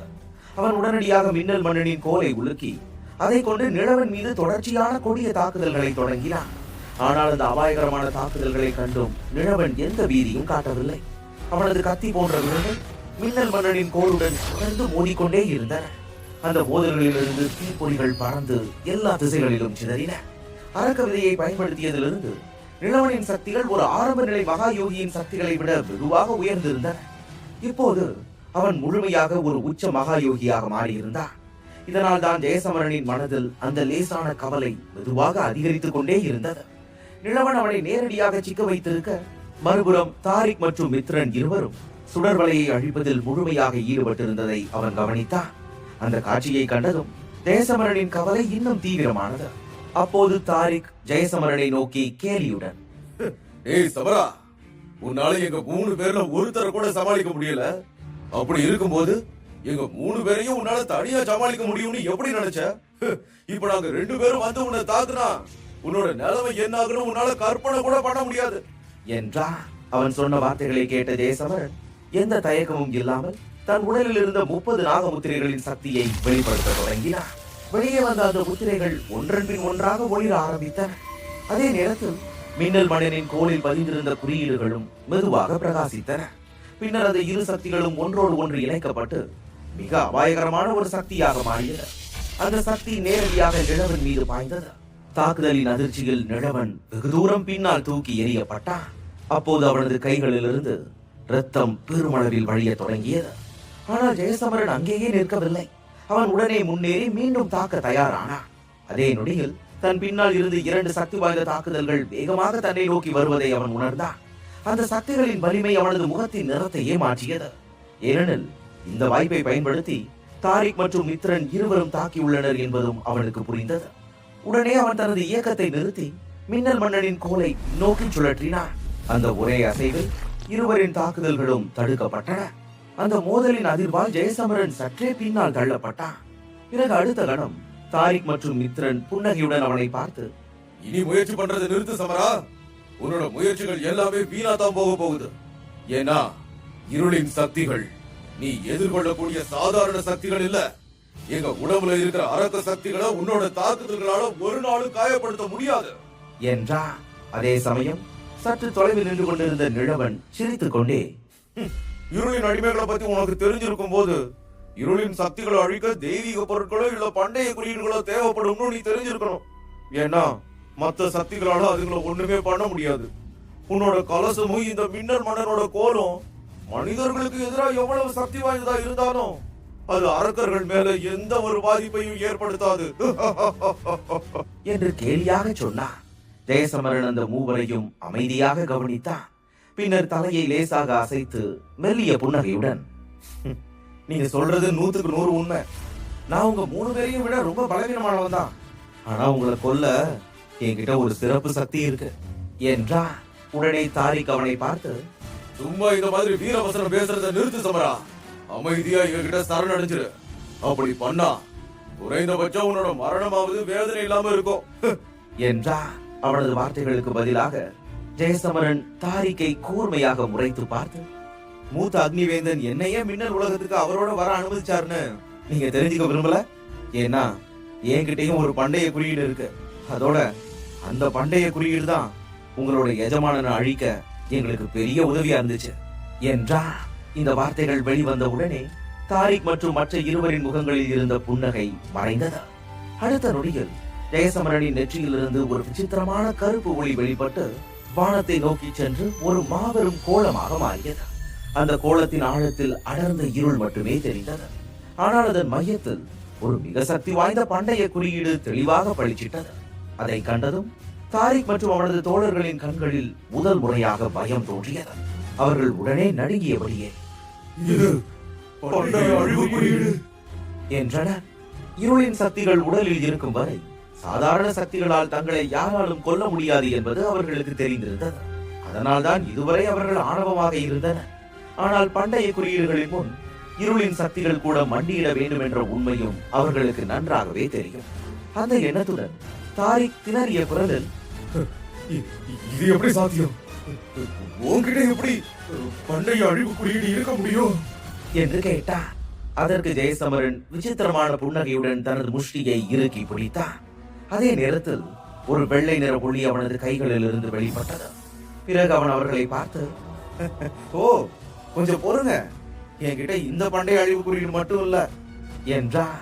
அந்த வெள்ளி ஒளி வெளிப்பட்ட உடனே அடர்த்தியான கருமேகங்கள் திடீரென்று அந்த பகுதியை சூழ்ந்தன. மேகங்கள் பலத்த இடியுடன் முழங்க அவற்றிலிருந்து ஆபத்தான மின்னல்கள் வெட்டி கொண்டிருந்தன. ஜெயசமரனின் கைகளில் இருந்து வந்த ஒளி மேலும் தீவிரமடைந்த போது மேகங்களுக்குள் மறைந்திருந்த ஒரு மின்னல் சூரியன் தாரிக் மற்றும் மற்ற இருவரின் முன்னால் தோன்றியது. அந்த சூரியனை உற்று பார்த்த போது அதன் உள்ளே இன்னொரு பண்டைய குறியீடு பளிச்சிடுவதை கண்ட மூவரும் தீயிலுடன், பண்டைய மின்னல் குறியீடா என்று நடுங்கியபடி கேட்டார்கள். அதைத் தொடர்ந்து மிகவும் ஆபத்தான ஒரு சக்தி அலை அந்த இடமெங்கும் மெதுவாக பரவி இருந்தது. அதே நேரத்தில் சுடர் கலசத்திற்குள் இருந்த கடும் வெப்ப சக்திகள் இப்போது கணிசமாக குறைந்திருந்தன. ஏனெனில் அந்த 2 பண்டைய குறியீடுகளின் சக்திகள் ஒன்றோடு ஒன்று மோதியபடியே அந்த இடத்தில் ஒரு விசித்திரமான அழுத்தத்தை உருவாக்கி இருந்தன. அந்த சமயத்தில் ஜெயசமரன் வானத்தில் மிதந்த கருப்பு கோலத்தை பார்த்தான். பின்னர் அடர்த்தியான மேகங்களுக்குள் சுழன்று கொண்டிருந்த மின்னலையும் அவன் கவனித்தான். அப்போது அந்த பகுதி எங்கும் ஆபத்தான இடிச்சத்தம் எதிரொலித்தது. அது கேட்பவரின் ஆன்மாவையே நடுங்க செய்யும் அளவுக்கு இருந்தது. மறுபுறம் பண்டைய குறியீடுகளிலிருந்து வெளிப்பட்ட அளவிட முடியாத சக்திகளை உணர்ந்ததும் தாரிக் மற்றும் மற்ற இருவரின் முகங்கள் முற்றிலும் வெளிரி போயின. அந்த அதிர்ச்சியில் தாரிக் சத்தமாக, இல்ல, இது எப்படி சாத்தியம்? உன்கிட்ட எப்படி 2 பண்டைய குறியீடுகள் இருக்க முடியும் என்று கத்தினார். ஆனால் அவர்களின் ஆச்சரியம் நியாயமானதே. ஏனெனில் இந்த உலகம் முழுவதிலும் 8 பண்டைய குறியீடுகள் மட்டுமே இருந்தன. ஒருவன் அவற்றில் ஒன்றையாவது பெற்றுவிட்டால் அவன் உடனே புகழ் பெற்றும் சக்தி வாய்ந்தவனாகவும் மாறிவிடுவான். உதாரணமாக அக்னிவேந்தன். அவர் அசுர கடல் பகுதிகளை முழுவதுமாக கட்டுப்படுத்திய பண்டைய அக்னி குறியீட்டின் உரிமையாளராக இருந்தார். அப்படி இருக்க ஜெயசமரன் போன்ற ஒரு இளைஞன் எப்படி 2 பண்டைய குறியீடுகளின் உரிமையாளராக இருக்க முடியும் என்பதே அவர்களுக்கு புரியாத ஒன்றாக இருந்தது. அந்த நேரத்தில் ஜெயசமரன் அமைதியாக அந்த மூவரையும் பார்த்து கொண்டிருந்தார். அவனது பார்வையை சந்தித்ததும் அவர்களின் முதுகெலும்பில் ஒரு குளிர்ச்சி ஓடியது. ஏனெனில் பண்டைய குறியீடுகள் இருளின் சக்திகளை எவ்வளவு கொடூரமாக அழிக்க முடியும் என்பதை அவர்கள் நன்கு அறிந்திருந்தனர். அந்த எண்ணமே தாரிக்கை அலறச் செய்தது. நண்பர்களே, இங்கிருந்து உடனே வெளியே போகணும் என்றார். அந்த மூவரின் ஒருங்கிணைந்த சக்தி ஜெயசமரனின் சக்தியை விட அதிகமாக இருந்தாலும் 2 பண்டைய குறியீடுகளின் முன் அது பயனற்றதாகிவிடும் என்பது அவர்களுக்கு தெரியும். அதனால் தாரிக்கின் பயம் கலந்த குரலை கேட்டவுடனே நிலவனும் மித்திரனும் தயங்காமல் அங்கிருந்து தப்பி ஓடத் தொடங்கினர். இதை கண்ட ஜெயசமரன் லேசாக புன்னகைத்து, இப்ப என்னோட ரகசியம் வேற உங்களுக்கு தெரிஞ்சிருச்சு, அதனால இங்கிருந்து உயிரோட தப்பிச்சு போக முடியுங்கிற எண்ணத்தை இப்பவே மறந்துருங்க என்றார். தன்னிடம் பண்டைய குறியீடுகள் இருப்பது உலகமெங்கும் பரவினால் அது பெரும் சிக்கல்களை உருவாக்கும் என்பதை அவன் நன்றாகவே அறிந்திருந்தான். அதனால் அவற்றை வெளிப்படுத்திய இந்த கணத்திலேயே தாரிக்கையும் மற்ற இருவரையும் அகற்ற வேண்டிய கட்டாயம் அவனுக்கு ஏற்பட்டது. அடுத்த நொடியில் ஜெயசமரன் தனது முஷ்டியை இறுக பிடித்து, பண்டைய அழிவு குறியீடே, அழிவின் சங்கிலிகளை பயன்படுத்து என்றார். அவன் இதை சொன்ன உடனேயே வானத்தில் சுழன்று கொண்டிருந்த கருப்பு கோலத்திலிருந்து எண்ணற்ற கருப்பு ஒளி கதிர்கள் வெளிப்பட்டன. அவை தரையில் விழும் முன்பே கொடூரமான சங்கிலிகளாக மாறின. அந்த சங்கிலிகளில் அழிவின் சக்தி நிரம்பி இருந்தது. அவை எந்த சக்தியை தொட்டாலும் அது முழுமையாக விழுங்கப்பட்டு விடும் என்பதே அவற்றின் இயல்பு. பிறகு எல்லா திசைகளிலிருந்தும் அந்த கருப்பு சங்கிலிகள் பாய்ந்து வந்து தாரிக் மற்றும் அவனது தோழர்கள் மீது மோதத் தொடங்கின. அந்த அபாயகரமான காட்சியை கண்டதும் மூவரும் பீதி அடைந்து தங்கள் உயிரை காப்பாற்றிக் கொள்ள தப்பிக்க முயன்றனர். அத்தியாயம் 1900. அழிவின் சக்திகளுக்கு முன்னால் அவர்களின் இருளின் சக்திகள் பலவீனமாகிவிடும் என்பதை தாரிக் மற்றும் மற்ற இருவரும் உணர்ந்திருந்தனர். அந்த நொடியில் மூவரும் தங்களின் வேகத்தை உச்சத்திற்கு கொண்டு சென்றனர். ஆனால் துரதிருஷ்டவசமாக அழிவின் சங்கிலிகளின் வேகம் அவர்களை விட பல மடங்கு அதிகமாக இருந்தது. பிறகு சில கணங்களிலேயே அந்த சங்கிலிகள் அவர்களை சுற்றி மோதின. வெறும் அந்த தாக்கத்தாலேயே அவர்களின் உடல்களிலிருந்து ரத்தம் பெருகி வழிய தொடங்கியது. அவர்களின் நிலைமை மேலும் மோசமடைவதை ஜெயசமரன் அமைதியாக பார்த்து கொண்டிருந்தான். அப்போது அவன் கை முத்திரையை மாற்றி குளிர்ச்சியான குரலில், மத்தவங்களை சிறையில் அடைக்க உங்களுக்கு ரொம்ப பிடிக்கும் இல்லையா? வாங்க, அதே உணர்வை நீங்களும் ஒரு தடவை அனுபவிங்க. அவர்கள் அழிவின் சிறையில் அடைக்கப்படட்டும் என்றான். அவன் இதை சொன்னதும் அழிவின் சங்கிலிகள் எல்லா திசைகளிலும் பரவி திடீரென்று எண்ணற்ற சுழலும் துளைகளாக மாறின. அந்த துளைகள் இடைவிடாது சுழன்று கொண்டே அழிவின் சக்திகளை வெளியிட்டு கண்ணுக்கு தெரியாத ஒரு கொடூரமான சிறையை உருவாக்கின. அந்த சிறையின் உள்ளே தாரிக் மற்றும் மற்ற இருவரின் உடல்கள் அப்படியே உறைந்து போயின. அதே நேரத்தில் அழிவின் சக்திகள் எல்லா பக்கங்களிலிருந்தும் தங்களை இறுக பிடித்துக் கொள்வதை அவர்கள் உணர்ந்தனர். அந்த பயங்கரமான உணர்வு அவர்களை முற்றிலும் பீதி அடைய செய்தது. எவ்வளவு முயன்றாலும் அவர்கள் அவர்களின் சக்திகளை வெளியேற்ற முடியவில்லை. அந்த நேரத்தில் ஜெயசமரன் அவர்களை நோக்கி பார்த்தபடியே தனது மற்றொரு முஷ்டியை இறுக்கினான். அவன் அவ்வாறு செய்த உடனே வானத்தில் மிதந்து கொண்டிருந்த பண்டைய மின்னல் குறியீடு இடியுடன் முழங்கியது. பிறகு அதிலிருந்து எண்ணற்ற மின்னல்கள் வெளிப்பட்டு அவர்கள் மூவரையும் நோக்கி மரணத்தை போல பாய்ந்தன. அந்த காட்சியை பார்த்தபடியே ஜெயசமரன் இரக்கமற்ற கண்களுடன், சிறைச்சாலையில் உள்ள கைதிகளுக்கு மரண தண்டனை விதிக்கப்பட்டுள்ளது. இந்த மரணம் மின்னல் தாக்குதலால நிறைவேற்றப்படும் என்றார். ஜெயசமரனின் குரல் ஒலித்ததும் எண்ணற்ற மின்னல்கள் எல்லா திசைகளிலிருந்தும் ஒரே நேரத்தில் பாய்ந்து நேரடியாக அந்த அழிவின் சிறைக்குள் மோதின. அவை நெருங்கி வருவதை கண்ட நொடியே அந்த மூவரின் முகங்களில் இருந்த நிறம் முற்றிலும் மாறியது. பிறகு பயம் நிறைந்த கண்களுடன் மரணம் தங்களை நோக்கி வருவதை அவர்கள் தெளிவாக உணர்ந்து கொண்டிருந்தனர். அடுத்த கணத்தில் ஒரு பயங்கரமான மின்னல் நிலவனின் உடலை நேரடியாக தாக்கியது. அந்த மோதலுக்கு பிறகு ஒரு பெரும் வெடிப்புடன் அவனது உடல் முற்றிலும் அழிந்தது. அடுத்து மித்ரனின் முறை வந்தது. மின்னல் அவனை சூழ்ந்து கொண்டதும் அவனது உடலும் அதே போல சிதைந்து மறைந்தது. இறப்பதற்கு முன் தாரிக் கோபம் நிறைந்த குரலில் சத்தமாக, டேய் சமரா, உன்கிட்ட 2 பண்டைய குறியீடுகள் இருக்குது. அதனால சீக்கிரமாவே எங்களோட தோழர்கள் உன்னை கண்டுபிடிச்சு கொல்லுவாங்க. நான் இறந்ததுக்கு அப்புறம் கூட உன்னோட வாழ்க்கையை நரகமாக்க வேண்டாம் என்று கத்தினார். ஆனால் அந்த வார்த்தைகள் முடிவதற்குள் ஜெயசமரனின் தயார் நிலையில் இருந்த மின்னல் தாக்குதல் அவனை தாக்கிய மற்ற இருவரை போலவே தாரிக்கின் உடலும் ஒரு கணத்தில் அழிந்து போனது. இருப்பினும் அவனது ஆன்மா முழுமையாக அழிக்கப்படுவதற்கு முன் அது ஒரு மர்மமான முறையில் சுடர் உலகம் எங்கிலும் சமரன்கிட்ட 2 என்று ஒரு செய்தியை அனுப்பியது. ஆனால் அதற்கு மேல் ஒரு சொல்லை கூட வெளியிடுவதற்குள் தாரிக்கின் உள்ளான்மா முழுமையாக அழிக்கப்பட்டது. இதனால் அந்த செய்தி முழுமையடையாமல் தடைப்பட்டது. பிறகு ஒரு கணத்தில் அந்த முழுமையற்ற செய்தி பரிமாணங்களை கிழித்துக் கொண்டு யாருக்கும் தெரியாத இடத்திற்குள் மறைந்து போனது. அதே நேரத்தில் அந்த செய்தி தொண்டைமான் குழுவிற்கு சென்றதா அல்லது இருளின் அடிமைகளுக்கு சென்றதா என்று ஜெயசமரனுக்கு தெரியவில்லை. இருப்பினும் அது முழுமையற்றதாக இருந்தது என்பதே அவனுக்கு ஓரளவு நிம்மதியை அளித்தது. இதை நினைத்துக் கொண்டு ஜெயசமரன் ஒரு ஆழ்ந்த பெருமூச்சை விட்டான். பின்னர் அவன் 2 பண்டைய குறியீடுகளையும் மீட்டெடுக்க தொடங்கினான். அந்த நேரத்தில் அவனது முகத்தில் சோர்வும் பலவீனமும் தெளிவாக காணப்பட்டது. ஏனெனில் 2 பண்டைய குறியீடுகளையும் ஒரே நேரத்தில் பயன்படுத்துவது அவனுக்கு பெரும் சுமையாக இருந்தது. அதிலும் தொண்டைமான் பிரிவின் முந்தைய 3 இளவரசர்களும் தற்போதைய 3 இளவரசர்களைப் போலவே அவன் கைகளால் அழிக்கப்பட்டிருந்தன. இந்த 3 இளவரசர்களின் மரண செய்தி கிழக்கு பகுதிக்கு சென்றால் அங்கே ஒரு பெரும் கொந்தளிப்பு எழும் என்பது ஜெயசமரனுக்கு தெரிந்திருந்தது. இதற்கிடையில் சுடர் கலசத்திற்கு வெளியே புயல் மின்னல் தீவில் பலர் கூடியிருந்தனர். அனைவரின் பார்வையும் அவர்களுக்கு முன் வைக்கப்பட்டிருந்த அந்த பெரும் கலசத்தின் மீதே இருந்தது.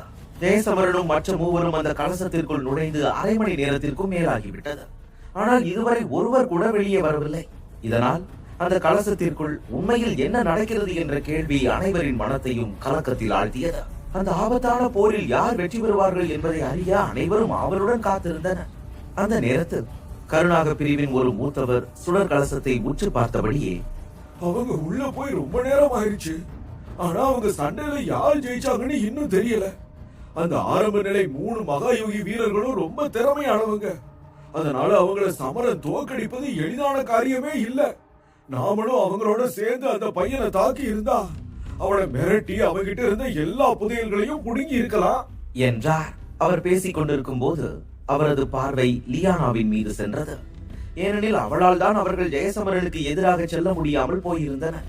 ஆனால் அந்த தருணத்தில் லியானா எதையும் சொல்லவில்லை. அந்த போரின் முடிவு விரைவில் அனைவருக்கும் தெரிந்துவிடும் என்பதை அவள் நன்றாகவே அறிந்திருந்தாள். பிறகு அடுத்த கணமே சுடர் கலசம் திடீரென்று அதிரத் தொடங்கியது. அதை பார்த்த அனைவரும் அதிலிருந்து யாரோ ஒருவர் வெளியே வரப்போகிறார் என்பதை உடனே புரிந்து கொண்டனர்.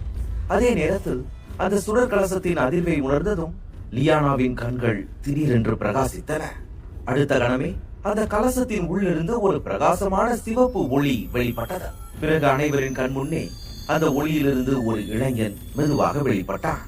அவனை பார்த்ததும் அங்கிருந்த அனைவரும் அவனை உடனே ஜெயசமரன் என அடையாளம் கண்டு கொண்டதும் ஆச்சரியத்தில் அனைவரின் வாய்களும் தானாகவே திறந்தபடியே நின்றன. அதே நேரத்தில் இனியா மகிழ்ச்சியில் திளைத்து உடனடியாக ஜெயசமரனிடம் ஓடி வந்து, சமரனா, அந்த 3 பிசாசுகளும் எங்க என்று ஆவலுடன் கேட்டாள். அதற்கு ஜெயசமரன் அமைதியான புன்னகையுடன், கவலைப்படாதே இனியா, நான் அவனுங்களை மொத்தமா முடிச்சிட்டேன் என்றான். அவன் அந்த வார்த்தைகளை சொன்ன கணமே புயல் மின்னல் தீவில் இருந்த அனைவரும் அதிர்ச்சியில் உறைந்தனர். ஏனெனில் ஜெயசமரன் ஒருவனாகவே 3 மகா யோகிகளை இப்படி தோற்கடிப்பான் என்று யாரும் எதிர்பார்க்கவில்லை. அந்த மூவரின் கூட்டு சக்தி 9 வாயில் பிரிவின் 2 மூத்தவர்களை விடவும் பெரியது என்பதை அனைவரும் அறிவார்கள்.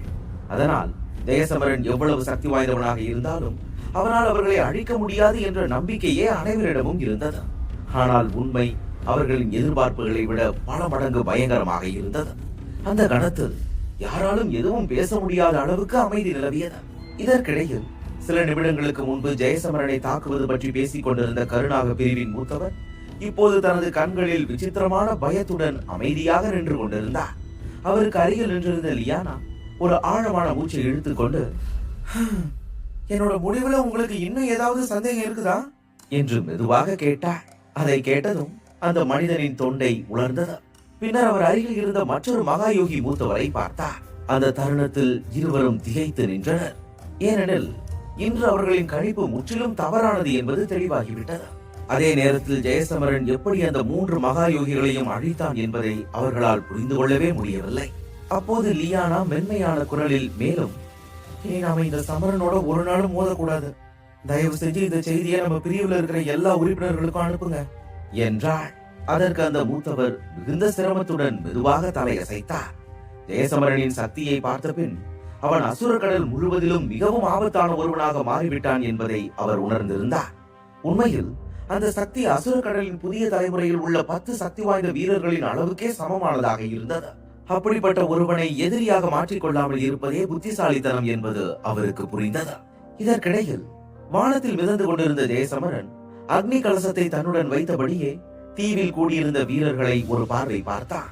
அவர்களின் கண்களில் தெரிந்த ஆச்சரியத்தையும் மறைந்த பயத்தையும் கவனித்தவுடன் அவன் சிரித்துக் கொண்டே, சரி, இப்ப அடுத்து யார் என் கூட போட்டி போட விரும்புறீங்க என்று கேட்டான். அந்த கேள்வியை கேட்ட அந்த கணமே அனைவரின் கண்களிலும் இருந்த பேராசை முழுவதும் மறைந்தது. ஏனெனில் ஜெயசமரனுடன் மோதுவது என்பது நேரடியாக உயிரை இழப்பதற்கு சமமான ஆபத்து என்பதை அவர்கள் அனைவரும் உணர்ந்திருந்தனர். அப்போது லியானா தனது பிரிவைச் சேர்ந்த சிலருடன் ஜெயசமரனிடம் வந்து மென்மையாக புன்னகைத்து, சமரா, நாங்க ஒத்துக்கிறோம். உன்னோட திறமை உண்மையிலேயே எங்க எதிர்பார்ப்புகளை தாண்டிடுச்சு. அதே மாதிரி எங்களோட கருணாக பிரிவு உன்னை ஏதாவது தப்பா நடத்தி இருந்தா அதுக்காக நாங்க உங்ககிட்ட மன்னிப்பு கேட்டுக்கிறோம் என்றாள். இதை கேட்ட ஜெயசமரன் அவளது முகத்தில் இருந்த அமைதியான புன்னகையை சிறிது நேரம் பார்த்து கொண்டிருந்தார். பின்னர், உண்மையை சொன்னா நீங்க என்கிட்ட மன்னிப்பு கேட்க வேண்டிய அவசியமே இல்லை. என்னை பொறுத்த வரைக்கும் அதை ஒரு சின்ன தவறான புரிதலா எடுத்துக்கிட்டு முன்னோக்கி போகலாம். நீங்க என்ன சொல்றீங்க என்று கேட்டார். உண்மையில் அதிரவனையும் அவனுடன் இருந்த மூத்தவர்களையும் கொன்றதன் மூலம் 9 வாயில் பிரிவினரை தான் கடுமையாக கோபப்படுத்தி இருக்கிறோம் என்பதை ஜெயசமரன் நன்றாகவே அறிந்திருந்தார். இப்படிப்பட்ட சூழ்நிலையில் வாய்ப்பு இருக்கும்போது கருணாக பிரிவினரையும் எதிர்களாக்கி கொள்ள அவன் விரும்பவில்லை. அதனால் கடந்ததை மறந்து முன்னோக்கி செல்ல அவன் தயாராக இருந்தான். ஜெயசமரனின் எண்ணத்தை லியானாவும் தெளிவாக புரிந்து கொண்டான். ஆனால் கடந்ததை மறப்பது என்பது அவன் அவர்களுடன் ஆழமான நட்பை ஏற்படுத்துவான் என்ற அர்த்தமல்ல என்பதையும் அவள் அறிவாள். அந்த நினைவு அவளுக்கு சிறிது உதவியற்ற உணர்வை தந்தாலும் அதை வெளிக்காட்டாமல் சிரித்துக் கொண்டே, உன்னோட சக்திகள் இப்போ கணிசமா உயர்ந்து இருக்குது. இதை வச்சு பார்க்கும்போது அசுர கடல்ல இருக்கிற புதிய தலைமுறையோட 10 சக்தி வாய்ந்த வீரர்கள்ல ஒருத்தரா நீ கண்டிப்பா இருப்பன்னு நான் நினைக்கிறேன். அதனால வரப்போற சுடர்வேந்தர் பிரிவோட போட்டியில உன்னோட முடிவு கண்டிப்பா ரொம்ப சிறப்பா இருக்கும் என்றாள். ஆனால் அவள் பேசி முடித்த உடனே ஜெயசமரனின் முகத்தில் ஒரு சிறிய ஆச்சரியம் தோன்றியது. அந்த ஆச்சரியத்தை கவனித்த லியானா லேசான சிரிப்புடன், நான் எவ்வளவு பெரிய முட்டாள்னு எனக்கு இப்பதான் தெரியுது. போன 2 மாசம் நீ எங்கேயோ காணாம போயிருந்த. அப்படி இருக்கும்போது உனக்கு இதெல்லாம் எப்படி தெரிஞ்சிருக்கும் என்றாள். பிறகு அவள் அமைதியாக, சுடர்வேந்தர் பிரிவு ஒரு மிகப்பெரிய போட்டியை நடத்துது. அந்த போட்டி தான் இப்ப அசுர கடல் முழுக்க பெரிய பரபரப்பை ஏற்படுத்தி இருக்குது. ஏன்னா அந்த போட்டியில ஜெயிக்கிறவங்களுக்கு பரிசா பண்டைய மின்னல் குறியீடு கொடுக்கப்படும்னு வதந்தி பரவிட்டு வருது என்றாள். இதை கேட்ட ஜெயசமரன் முதலில் சற்றே கலக்கம் அடைந்தான். ஆனால் சில நொடிகளுக்கு பிறகு இவை அனைத்தும் அக்னிவேந்தரின் திட்டத்தின் ஒரு பகுதிதான் என்பதை அவன் புரிந்து கொண்டான். அதே நேரத்தில் பரிசாக வழங்கப்படவிருக்கும் அந்த பண்டைய மின்னல் குறியீடு ஜெயசமரனின் ஒப்புதலுக்கு பிறகு அக்னிவேந்தன் பெற்ற அந்த சிறிய துண்டாகத்தான் இருக்கும் என்பதில் அவனுக்கு எந்த சந்தேகமும் இல்லை. அப்போது லியானா அவனை பார்த்து, சமரா, இந்த போட்டியில உனக்கு ஆர்வம் இருந்தா நீ அங்க போகலாம். உனக்கு அதுல கலந்துக்க விருப்பம் இல்லைனாலும் அதை பார்க்கவே ரொம்ப சுவாரஸ்யமா இருக்கும். அதுவும் இல்லாம அசுர கடலோட புதிய தலைமுறையில இருக்கிற மிக சக்தி வாய்ந்த வீரர்கள் எல்லாருமே அங்க வர போறாங்கன்னு நான் கேள்விப்பட்டேன். அதனால அந்த போட்டி முழு அசுர கடலையும் அதிர வைக்க போகுது என்றாள். இதை கேட்ட ஜெயசமரன் மெதுவாக தலையசைத்து, இந்த தகவலுக்கு ரொம்ப நன்றி லியானா. எனக்கு நேரம் கிடைச்சா நான் கண்டிப்பா வந்து அந்த போட்டியை பார்க்க விரும்புறேன் என்றார். பிறகு சிறிது நேரம் பேசிவிட்டு லியானா தனது குழுவினருடன் அங்கிருந்து புறப்பட்டு சென்றாள். அவர்கள் செல்வதை ஜெயசமரன் பார்த்து கொண்டிருந்த போது இனியா அவனை பார்த்து, சமரனா, நாம இங்க வந்த வேலை முடிஞ்சது. இப்ப நாம என்ன பண்ண போறோம் என்று கேட்டாள். இனியாவின் கேள்வியை கேட்டதும் ஜெயசமரனின் முகத்தில் ஒரு மெல்லிய புன்னகை தோன்றியது. பிறகு அவன் தெற்கு திசையை நோக்கி திரும்பி பார்த்து, இப்ப இந்த சமரனுக்கு சொந்தமான அந்த பொருளை மறுபடியும் கைப்பற்ற வேண்டிய நேரம் வந்துருச்சு என்றான். இதை சொல்லும் போது அவனது சிரிப்பு மெதுவாக ஆழமடைந்தது. ஏனெனில் அக்னிவேந்தன் என்ன திட்டமிடுகிறார் என்பது ஜெயசமரனுக்கு தெளிவாக தெரிந்திருந்தது. அதனால் வரவிருக்கும் நாட்களில் அசுரக்கடல் முழுவதிலும் சுடர்கடல் பகுதியே மிக பரபரப்பான இடமாக மாறப்போகிறது என்பதையும் அவன் உணர்ந்தான். அதே நேரத்தில் இந்த போட்டி பற்றிய செய்தி எல்லா இடங்களிலும் பரவும் போது சக்தி வாய்ந்த வீரர்கள் மட்டுமல்லாமல் பண்டைய குறியீட்டின் சக்தியால் ஈர்க்கப்பட்டு இருளில் மறைந்திருக்கும் அடிமைகளும் அங்கு வருவார்கள் என்பது உறுதி. அதனால் என்ன நடந்தாலும் ஜெயசமரன் அந்த இடத்திற்கு சென்று அந்த பரபரப்பை நேரில் காண வேண்டியிருந்தது. இதே நேரத்தில் அந்த இடத்திலிருந்து பல மைல்கள் தொலைவில் அக்னி சரிதாவின் கிழக்கு பகுதியில் தொண்டைமான் பிரிவு என்று பெயரிடப்பட்ட மிகப்பெரிய கோட்டை போன்ற அமைப்பு இருந்தது. அது முன்பை போலவே கம்பீரமாக காட்சியளித்தது. பல வீரர்கள் அதை சுற்றி கடுமையான காவலில் ஈடுபட்டிருந்தனர். அந்த பிரிவின் உள்ளே பல பிரகாசமான பொன்னிற ஒளிகளால் நிரம்பிய ஒரு சிறப்பு சுவர் இருந்தது. அந்த ஒளிகள் உண்மையில் தொண்டைமான் பிரிவு வீரர்களின் உள் ஆன்மாவிலிருந்து எடுத்த ஆன்ம சக்தியின் வெளிப்பாடாக இருந்தன. அந்த ஆன்ம சக்தியின் மூலம் ஒரு வீரன் உயிருடன் இருக்கிறானா இல்லையா என்பதை தெளிவாக அறிய முடிந்தது. அப்போது அந்த பெரிய சுவரின் நடுப்பகுதியில் 3 மிக பிரகாசமான பொன்னிற ஒளிகள் ஒளிர்ந்து கொண்டிருந்தன. அவற்றிலிருந்து வெளிப்பட்ட சக்தியை பார்த்தாலே அவை மிக சக்தி வாய்ந்த வீரர்களுக்கு சொந்தமானவை என்பது புரிந்தது. அந்த சுவரை கவனித்துக் கொண்டிருந்த சில வீரர்கள் திடீரென நின்று அந்த 3 ஒளிகளையும் கூர்ந்து பார்க்க தொடங்கினர். ஆனால் அடுத்த நொடியிலேயே அந்த ஆன்ம சக்திகளில் சிறிய விரிசல்கள் தோன்றுவதை கண்டதும் அவர்களின் கண்களில் ஒரு விசித்திரமான பயம் தென்பட்டது. பிறகு அடுத்த கணமே அந்த 3 பொன்னிற ஒளிகளும் ஒரே நேரத்தில் முற்றிலும் அணைந்தன. அவை மறைந்த போது அந்த இடம் முழுவதும் ஒரு விசித்திரமான குரல் எதிரொலித்து சமரகிட்ட 2 என்று கேட்டது. குரல் மறைந்து விட்டாலும் அதில் கலந்திருந்த பயமும் பதட்டமும் தெளிவாக உணரப்பட்டது. அப்போது அங்கிருந்த வீரர்களில் ஒருவன் நடுங்கிய குரலில், இந்த ஆன்ம சக்திகள் தாரி கண்ணனுக்கும் மற்ற 2 முன்னாள் இளவரசர்களுக்கும் சொந்தமானது. உடனே இதை போய் தலைவர்கிட்ட சொல்லுங்க என்றான். அந்த கணமே அந்த இடம் முழுவதும் குழப்பத்தில் மூழ்கியது. பல வீரர்கள் பதட்டத்துடன் அங்கும் இங்கும் ஓடத் தொடங்கினர். ஒருவரை ஒருவர் பார்த்தபோது அனைவரின் முகங்களிலும் ஒரு விசித்திரமான அச்சம் தெரிந்தது. திடீரென அந்த இடம் முழுவதும் கிசுகிசுப்புகள் வெடித்தன. அந்த உரையாடல்களில் சமரன் என்ற ஒரே ஒரு பெயர் மட்டும் மீண்டும் மீண்டும் ஒலித்தது. இது போன்ற வீடியோக்களை தொடர்ந்து கேட்க சேனலை சப்ஸ்கிரைப் செய்யவும். Next episode coming soon. Wait for all.